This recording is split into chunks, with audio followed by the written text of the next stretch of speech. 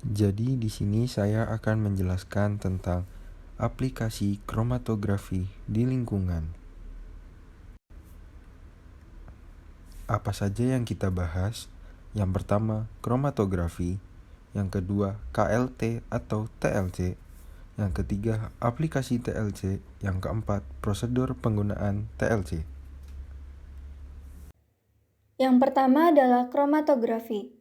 Sebelumnya, apa itu kromatografi? Kromatografi adalah teknik pemisahan suatu campuran zat yang memakai fase gerak dan fase diam.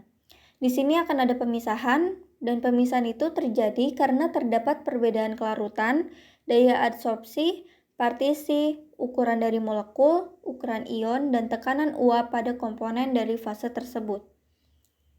Nah, manfaat dari kromatografi yaitu yang pertama adalah pemisahan, analisis, dan pemurnian yang tepat dimungkinkan menggunakan kromatografi. Yang kedua, hanya membutuhkan volume sampel yang sangat rendah. Yang ketiga, bekerja pada berbagai sampel termasuk obat-obatan, partikel makanan, plastik, pestisida, sampel udara dan air, dan ekstrak jaringan. Dan yang terakhir adalah dapat digunakan untuk memisahkan campuran yang sangat kompleks. Adapun jenis-jenis kromatografi, seperti kromatografi lapis tipis, kromatografi gas, dan high performance liquid kromatografi. Jadi, topik selanjutnya, topik kedua yang akan kita bahas pada video ini itu adalah kromatografi lapis tipis.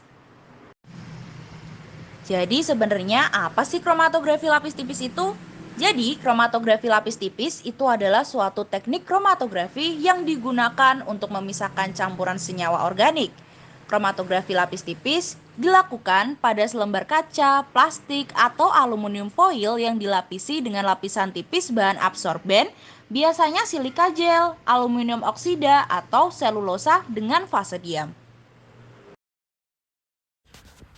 Pengaplikasian kromatografi lapis tipis di bidang pangan. Analisis rodamin B, perwarna buatan pada jajanan anak SD dengan metode kromatografi lapis tipis.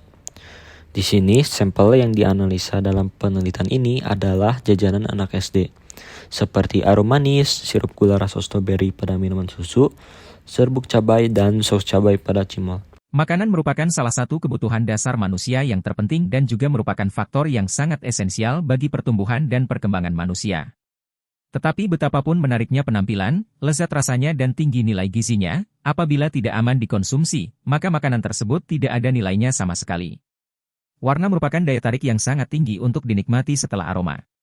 Setiap membeli jajanan, anak-anak lebih memilih makanan yang berwarna dan bentuk serta kemasan yang menarik. Produk makanan yang paling sering ditambahkan dengan zat warna adalah jajanan yang disertai saus merah dan kue yang berwarna-warni yang sangat digemari anak-anak sekolah dasar.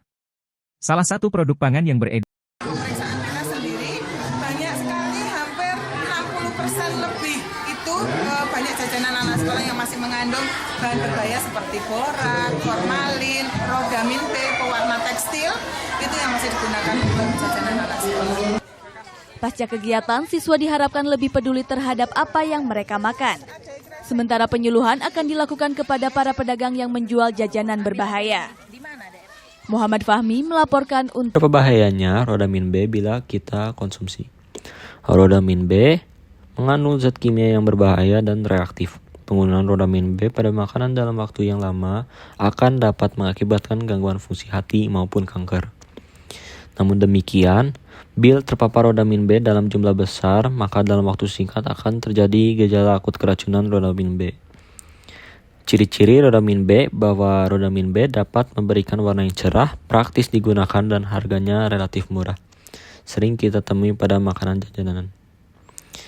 Kemudian di sini ada metode penelitian. Bahan penelitian yang digunakan adalah standar rodamin B, benang wol, ether aqua des, asam asetat 10%, amonia 2%, amonia 10%, etanol teknis 70%, silika gel GF, etanol 96%, isopropanol amonia etil asetat, metanol amonium hidroksida, isobutanol, N-butanol asam asetat, HCl, H2SO4.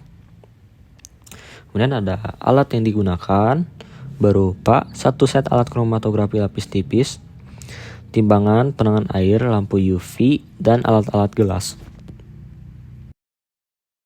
Hasil dari penelitian ini menunjukkan sampel arum manis memiliki nilai RF 0,66, sampel yang ditambah baku rodamin B nilai RF-nya 0,68. Dari nilai RF tersebut kemungkinan besar sampel arum manis mengandung rodamin B. Saran yang tepat setelah penelitian ini dilakukan supaya kedepannya memperketat pengawasan jajanan yang ada di sekolah yang belum mempunyai label, dan memberikan sosialisasi kepada anak sekolah maupun orang tuanya tentang pewarna sintetis maupun bahayanya.